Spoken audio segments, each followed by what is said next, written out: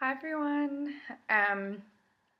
I decided to call this TED Talks Be the Change That You Wish to See in the World. And I'm sure many of you are very familiar with that very famous quote by Gandhi. And when Phoebe and I first decided to do Your Zen Life, we talked about our inspirations for it. And that quote kept on coming back to us. And it was about people and readers and the community of Your Zen Life going on a journey of self-transformation that obviously is incredibly beneficial for yourself, but also very inspiring for the people around you, and that in turn creates a domino effect. So that's where Your Zen Life was kind of born out of that saying. And I didn't really know what to call today's TED Talks, but it's just a whole conglomerate of different things. It's all about being the best version of yourself, first and foremost for you, but also so that you can affect positive change in the world as well.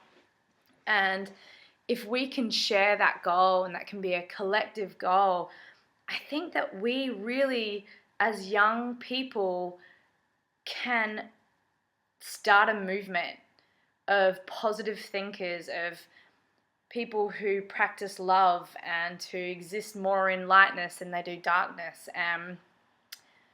I really believe it's so imperative in terms of the things that we face in our world and the issues that there are and the adversities that so many people face. A lot of these problems are self-created. And when you can get a group of inspiring people who really believe that they can make a difference and can live a beautiful life, then I think that's a really powerful thing. So I just wanted to give you a few ideas of how I try and implement that in my life. Firstly, I really believe that it starts with setting your default mode. And that is, who are you? Who is the person you return to?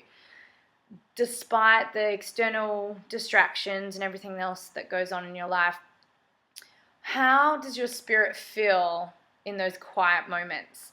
And mine is happy. My default is happy. I feel happy and I feel blessed and I feel so much, I just feel grateful. I feel really, really grateful, and I believe that I need to continue to count my blessings despite any adversities I face or any challenges I come up against. And having a default mode of being happy is beautiful, because it doesn't mean that you're not allowed to experience pain, because we all experience pain and darkness and sadness and stress and anxiety and all the things that are a part of the human existence. But when we have that solid core of, I truly am happy, I source happiness from within, not from external things, then whenever external things happen and you're faced with some pain or some adversity or something that feels really awful, it's about the return to your default. And if your default is happiness, I think you're really going to have a successful life. So that's one way of doing it. I do know people whose default is like worried or stressed or anxious or sad. And they have moments of happiness when something great goes on in their life, but they're sourcing their happiness from external things, which obviously is never going to be beneficial, and it's fleeting. I mean, you're constantly going to have a void within you if you can't find that strength and that default happiness. So I think that's one really good way to do that. And when you do that, like I said in I think my last TED Talks, the vibrations that you put out into the universe and to your friends and to everyone who encounters you is of the highest level. And that is incredibly inspiring to people. And you help uplift them and you help them have a default of happiness rather than anxiety or worry. I just think that is such a key to life, is finding what yours is. Like, what is your expression? What is your spirit telling people in those quiet moments? And being on top of that is really important. I wrote down a few things, so I'm just going to have a look over here.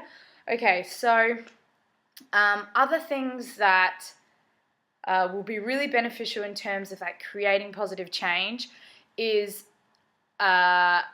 changing your perspective and being somebody who's really open to new concepts and new ideas and not stuck in a certain way of being. Life is so unpredictable, and the things that happen to us can be really scary and really overwhelming, and none of us know what's going to happen tomorrow. We don't know what our experience is going to be like. So that means that we have to be pretty open to change and to maneuvering around certain things, and to be happy to change our perspective. Because if our perspective is so specific and so one way, and something comes at us, we're only going to be on the defense because, well, this is the way we think, this is what we know, and this is what our plan was, and that goes against our plan, and it can really throw us off course.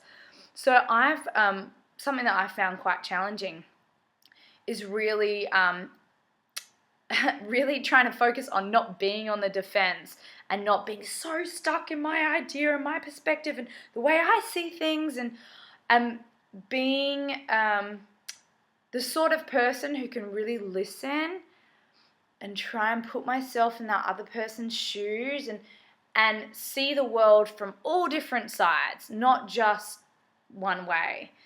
And that's been really invaluable. And I have seen so much growth in myself when I apply that. And also I learn, like, there is so much you can learn from actually like sitting and listening and observing and hearing other people's perspectives.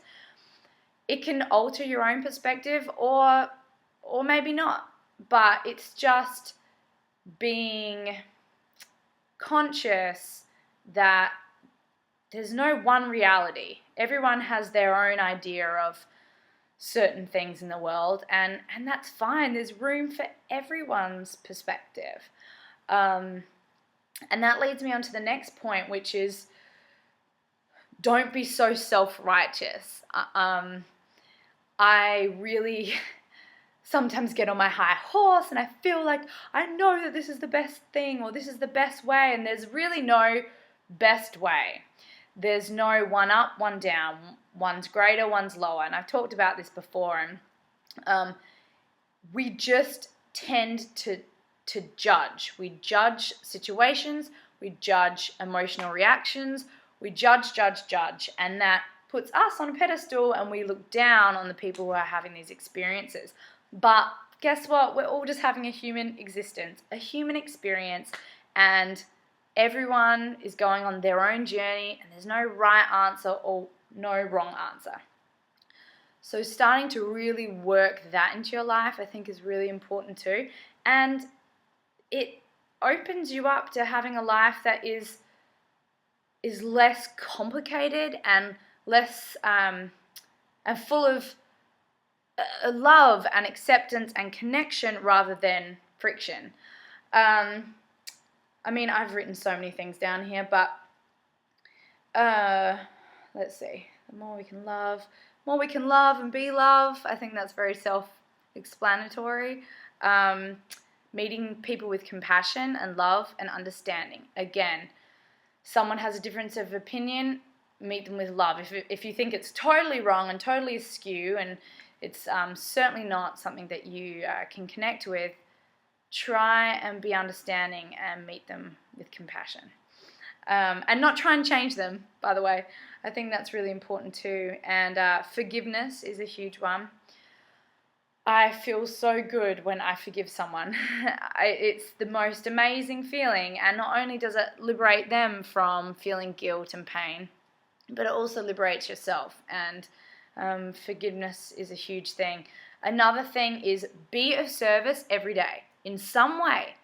I don't know how you're going to do that. It might be something really tiny, like, helping a neighbor with something, which, it sort of takes a little bit of time, and you might prefer to be on Instagram or something. But I think specifically setting out every day to be of love, to meet people with compassion, to be open and understanding, to be open to change your perspective, but also to be helpful to one another, to be kind and giving, and even if that's just being warmer to people and that's your way of helping, that's fantastic, because that's the first step. And the less negativity we bring into our lives, the less that is surrounding us and bringing us down and helping us fight the good fight, which is maintaining that sense of security and confidence and happiness within yourself. I think that's so imperative. What else have I written here? Leading by example. Living a beautiful life so that you can be living in a world that is beautiful and connected and happy, and that's really encouraging and really uplifting to other people. And doesn't it feel so much better to be like loving and happy and grateful rather than woe is me? I mean, it's sometimes the pain is so familiar that it's like your go-to is like, to sit in depression or sit and worry or anxiety. And that's really tough, because guess what? You're probably not going to really get anywhere, and that's not a proactive way of being. You can feel pain, but again, return back to the happiness, return back to that sense of self and love, and you can really conquer anything. Lastly, I just want to finish with, we all hear the notion of dream big, but dream huge. Dream so big that people might laugh around you and be like, there's no way you can achieve that. Do you think anybody thought that I could come from Adelaide and, I had a really sort of tumultuous upbringing, and like come and live my life and live my dream of being in Hollywood and making TED Talks and making films and being in movies? And it was just such a huge dream, and I didn't think there was a reality in it, but it was my dream, and I kept going forward with it.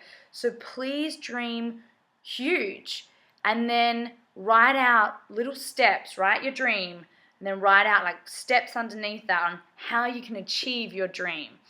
And I promise you, if you stay in that feeling of positivity and keep that dream so specific, it'll totally happen for you. I really believe in that.